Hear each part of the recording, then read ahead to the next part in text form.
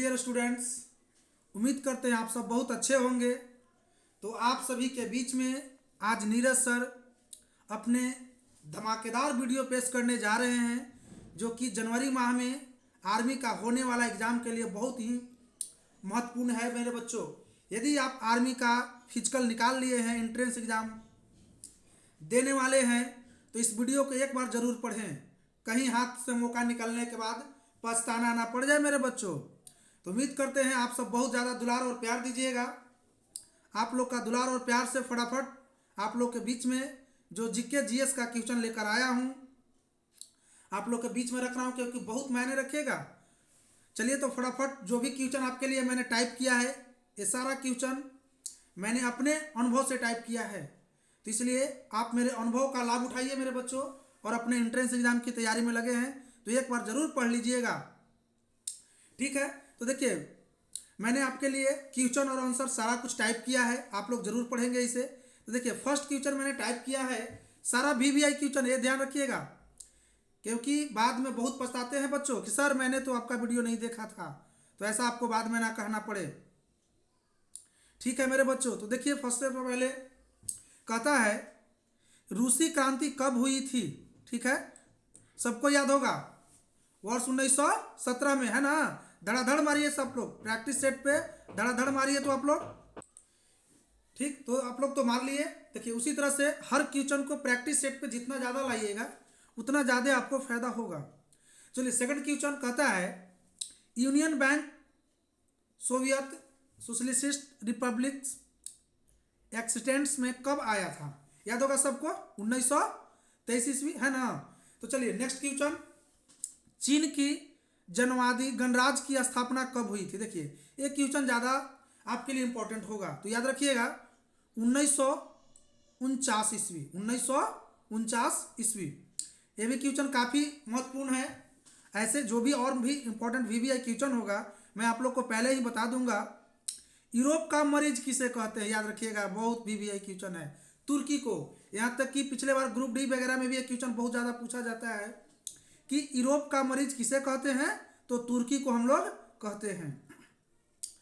France की क्रांति कब हुई थी, याद रखिएगा, 1789 ईस्वी में, है ना। ये सब तो वीवीआई क्वेश्चन है, एकदम याद होगा आप लोग का, रटा रटा क्वेश्चन है। चलिए नेक्स्ट क्वेश्चन, जर्मनी इंटीग्रेशन हेतु बिस्मार्क ने किस नीति का अनुसरण किया, याद रखिएगा, ये बहुत ज़्यादा वीवीआई, यहाँ पे देखिए हम लिख देते हैं, ये बहुत ज़्यादा आपका वीवीआई क्वेश्चन है। लोह एवं रक्त की नीति, याद रखिएगा, लोह एवं रक्त की नीति, और इसको तो मेरे बच्चों कहना ही नहीं है, ये आपके लिए बहुत ज़्यादा इंपॉर्टेंट क्वेश्चन होने वाला है।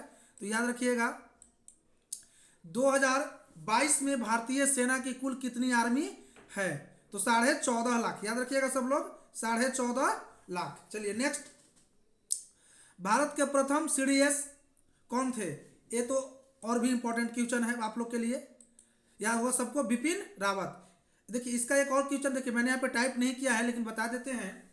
यदि आपसे बाय द वे पूछा जाता है कि भारत का जो प्रथम सीडीएस बिपिन रावत थे, वो किस हेलीकॉप्टर से उड़ान भर रहे थे जब क्रैश हुआ था, याद होगा सबको, MI-17, याद रखिएगा। उस हेलीकॉप्टर का नाम क्या था, MI-17, याद रखिएगा मेरे बच्चों, MI-17 हेलीकॉप्टर से वो उड़ान भर रहे थे, है ना। तो MI-17 उनका क्रैश किया था, जिसके चलते बिपिन रावत जी अब इस दुनिया में नहीं रहे। नेक्स्ट इससे इंपॉर्टेंट क्वेश्चन, MI-17 बहुत हाई टेक्नोलॉजी का हेलीकॉप्टर है, चॉपर विमान है, लेकिन फिर भी क्या कीजिएगा, नसीब को कोई टाल नहीं सकता है। दूसरी बात है, पूछेगा किस देश ने बनाया था MI-17 को, याद रखिएगा, रसिया ने। कौन सा, MI-17 का कौन बनाया था, तो हम लोग का ये अपना विमान नहीं था, हम लोग MI-17 को रसिया से खरीदे थे। चलिए आ जाइए नेक्स्ट क्वेश्चन, सबसे अधिक हथियार भारत के किस देश से खरीदता है, ये रूस। पूछेगा कि भारत सबसे ज़्यादा हथियार किस देश से खरीदता है, तो हम लोग सबसे ज़्यादा हथियार रूस से खरीदते हैं। चलिए अभी इससे देखिए कुछ इंपॉर्टेंट और भी क्वेश्चन मैं बता देता हूँ। यदि आपसे पूछा जाए कि इंडिया जो एयर डिफेंस मिसाइल सिस्टम खरीदा है वो किस देश से हम लोग लिए हैं, रसिया से। क्या से लिए, रसिया से लिए। अमेरिका हम लोग को बहुत ऑफर किया था, लेकिन हम लोग ने उसका एक्सेप्ट नहीं किया। नहीं भाई, मेरा रसिया पहले से बेस्ट फ्रेंड है। और याद कीजिए वो कहानी पाकिस्तान वाला, सब आर्मी भाई को याद होगा, खून खौल जाएगा जब हमारा अमेरिका साथ नहीं दिया था उस वीडियो पे, और हमारा रूस ने खड़ा हुआ था कि नहीं हम भारत के साथ खड़े हैं, अन्यथा हम लोग के तो आज बातें कुछ और होता। तो हम लोग रूस का उस यारा दोस्ती को भूल नहीं सकते हैं, क्योंकि रूस रूस है हमारे लिए। तो ठीक है, उसका याद होगा मॉडल नंबर कितना, S-400। ये हम लोग क्या है, भारत का एयर मिसाइल डिफेंस सिस्टम। एक और मैं आप लोग के लिए खास वीडियो लेकर आऊँगा एयर मिसाइल डिफेंस सिस्टम के बारे में, कि एयर मिसाइल डिफेंस सिस्टम क्या होता है, कैसे काम करता है। देखिए, पहले मैं आप लोग के बीच में एक चीज़ और बता दूं मेरे दोस्त, कि बहुत जल्द कोशिश करूंगा कि पूरा 2025 के अंदर आर्मी खास करके army group D railway technician के लिए मैं इतना वीडियो डाल दूं, इतना वीडियो डालूं आप लोग के लिए कि कोई एग्जाम का क्वेश्चन छूटे ही ना मेरे चैनल से। बच्चों, तो आप लोग इस चैनल को जितना ज़्यादा दुलार और प्यार दीजिएगा, तो आप लोग के बीच में बहुत जल्द और भी वीडियो लेकर आएंगे। फिलहाल जो आप लोग का एग्ज़ाम है जनवरी में आर्मी का होने वाला, उसको निकालिए। और ख़ास करके वो मेरे दोस्त हैं, वो बच्चों भाइयों जिन्होंने आर्मी का फिजिकल कंप्लीट किया दानापुर से, तो मैं उन लोगों को शाबाशी कहना चाहता हूँ कि आप लोग देश का गौरव हैं, क्योंकि आप लोग हमारे देश का रक्षा करने के लिए बॉर्डर पे जाने वाले हैं। तो आप लोग जितना ज़्यादा से ज़्यादा मन लगाकर पढ़ें और रिजल्ट को निकालने का कोशिश करें। आ जाइए नेक्स्ट क्वेश्चन पे। ये तो मैंने बता दिया ना, सबसे हथियार किस देश हम लोग खरीदते हैं, रूस से। विश्व की तीसरी सबसे बड़ी आर्मी देश किसकी है, याद रखिएगा, भारत के। किसकी, भारत की। पूरे विश्व की संख्या के, याद रखिएगा किसकी मैंने बात की है, संख्या की मैंने बात की है। तो संख्या में सबसे बड़ा आर्मी सेना विश्व में तीसरा स्थान मिलता है हम लोग को। ऑपरेशन विजय किस युद्ध से संबंधित है, याद रखिएगा, ऑपरेशन विजय किससे, कारगिल से। तो भैया कारगिल को तो हम लोग भूल ही नहीं सकते हैं। वो लड़ाई ही क्या लड़ाई, जो हमने सीना चीर कर लड़ा ही नहीं, और वो मारा ही हमने क्या नहीं मारा, जो साले दुश्मन को घर में घुस के मारा ही नहीं मारा। ये है हमारा कॉन्सेप्ट। हम हैं इंडियन आर्मी, हमें गर्व है अपने आर्मी पर। चलिए, तो इस तरह से हम लोग आगे भी बढ़ते हैं अपने क्वेश्चन पे। मैंने टाइप किया नेक्स्ट क्वेश्चन आपके लिए, भारत के पास कितने टैंक्स हैं, याद रखिएगा 4614। अभी हम लोग के पास कितने टैंक्स हैं, तो 4614 टैंक्स हैं। भारत ने किस देश के साथ राफेल जहाज का डील किया, याद रखिएगा, बहुत ज़्यादा वीवीआई क्वेश्चन है राफेल। तो राफेल के बारे में तो आप लोग पढ़े ही होंगे। राफेल क्या है, भारत का एक 4th जनरेशन का फाइटर जेट है। ऐसे इंडिया 5th जनरेशन के लिए भी हम लोग काम पे कर रहे हैं, जो कि हमारा कौन सा होने वाला है, तेजस और MK2। याद रखिएगा, भारत का जो स्टील्थ फाइटर जेट जो हम लोग का बनाने का जो प्रोग्राम चल रहा है, वो कौन सा है, MK2 और तेजस MK2। ठीक है, ये क्या है, स्वदेशी विमान है। अगर पूछेगा आपसे एक क्वेश्चन के तौर पे कि एक भारत का स्वदेशी लाइट फाइटर जेट के बारे में नाम बताए, तो कौन सा होगा, आंसर में टिक मारिएगा, तेजस। तेजस भारत का पहला स्वदेशी विमान है जो फाइटर जेट है। तो हम लोग के पास भी वो क्षमता है, टेक्नोलॉजी है, हम लोग काम कर रहे हैं और कर कर दिखलाएंगे।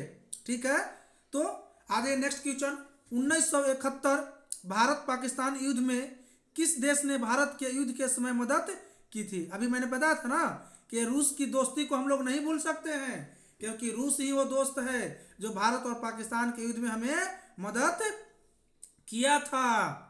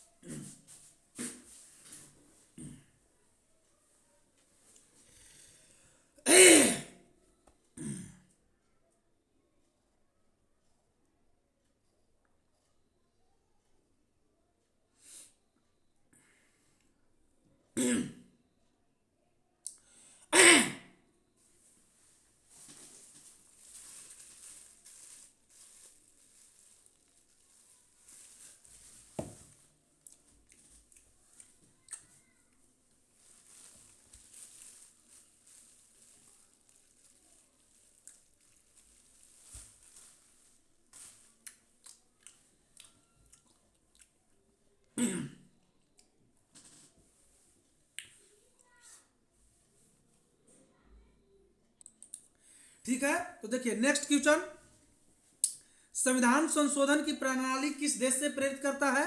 तो दक्षिण अफ्रीका से।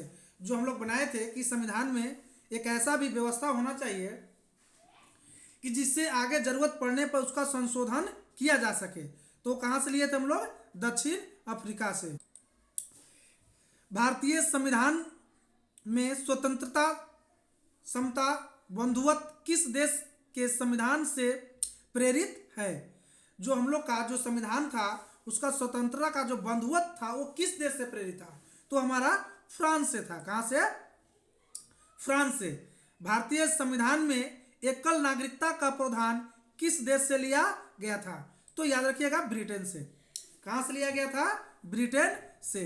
भारत के प्रथम उपराष्ट्रपति कौन थे? Doctor S K. राधाकृष्णन। ये सबको याद होगा, बच्चे भी याद रखते हैं।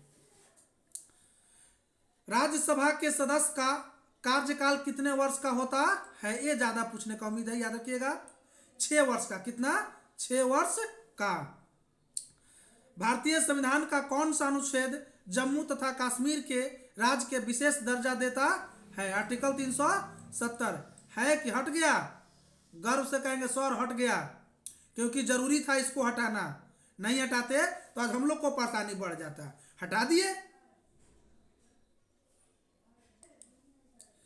चलिए नेक्स्ट क्वेश्चन आ जाते हैं हम लोग। यदि राष्ट्रपति का पद खाली हो तो उसे कितने अवधि के अंदर भरना आवश्यक होता है? बच्चे भी याद होगा 6 माह के। यदि राष्ट्रपति का पद खाली है तो 6 महीना का भीतर वो पद भर जाना चाहिए। याद रखिएगा। हमने विश्व के किस राष्ट्र को संविधान से अपने मूल अधिकारों की संकल्पना ग्रहण किया? यूएसए। कहां से? यूएसए से। भारत के संविधान को कब अंगीकृत किया गया था? हम लोग का जो संविधान था उसको कब अंगीकृत किया गया था? तो याद रखिएगा 26 नवंबर 1949 को। कब? 26 नवंबर 1949 को। नेक्स्ट, भारत में कब पहली बार राष्ट्रीय आपातकाल घोषित किया गया था? 1962। हम लोग के अंदर आपातकालीन घोषित कब हुआ था? 1962। याद होगा, वो इंदिरा गांधी की कहानी है ना। इंदिरा गांधी की कहानी हमने भूला नहीं है, हमें याद है। तो देखिए मेरे बच्चों, आपके बीच में मैं वीडियो तो लाऊंगा ही लाऊंगा, और आपको उस ऊंचाई तक जो मैंने प्रण किया है पहुंचाने का तो पहुंचाऊंगा भी पहुंचाऊंगा। लेकिन आप लोग मेरे चैनल @नीरज सर 2 बार को जरूर सब्सक्राइब कीजिए, क्योंकि देखिए आप लोग के उम्मीद के लिए ही वीडियो बना रहे हैं। तो आप लोग सपोर्ट कीजिएगा तभी तो हम आगे बढ़ पाएंगे। तो उम्मीद करते हैं कि आप लोग इस चैनल को बहुत ज़्यादा दुलार और प्यार दीजिएगा। दुलार प्यार के साथ साथ आप लोग इसे शेयर करने का, लाइक तो कहना ही नहीं है मेरे बच्चों, तो आप लोग की इच्छा है। पढ़िए, अच्छा लगे तो लाइक कीजिए, अन्यथा मत लाइक कीजिए। एग्जाम में क्वेश्चन आए, लड़े, तब याद कीजिए कि नीरज सर ने क्या कहा था, मैंने उनके चैनल से पढ़ाई किया था। तो ये मेरा बहुत ज़्यादा से ज़्यादा उम्मीद करेंगे कि आप लोग के बीच में वीडियो लाए, तो आप लोग इसे जितना ज़्यादा शेयर करें। कौन सा भारतीय स्वतंत्र भारत का पहला गवर्नर जनरल था? याद होगा सी राजगोपालाचारी। सी राजगोपालाचारी क्या था? हमारा पहला गवर्नर था। कोची का? भारत स्वतंत्र देश होने का। भारत का पहला नौसेना अध्यक्ष कौन थे? याद रखिएगा रियर एडमिरल JTS हाल। ये VVI क्वेश्चन है 50 नंबर, याद रखिएगा। बहुत ज़्यादा VVI क्वेश्चन है। तो उम्मीद करते हैं कि आप लोग को मेरा चैनल बहुत पसंद आएगा, और आगे भी मैं आप लोग के बीच में वीडियो लेकर आता रहूँगा। ठीक है मेरे बच्चों, तो आप लोग उम्मीद करते हैं कि दुलार और प्यार देते रहिएगा।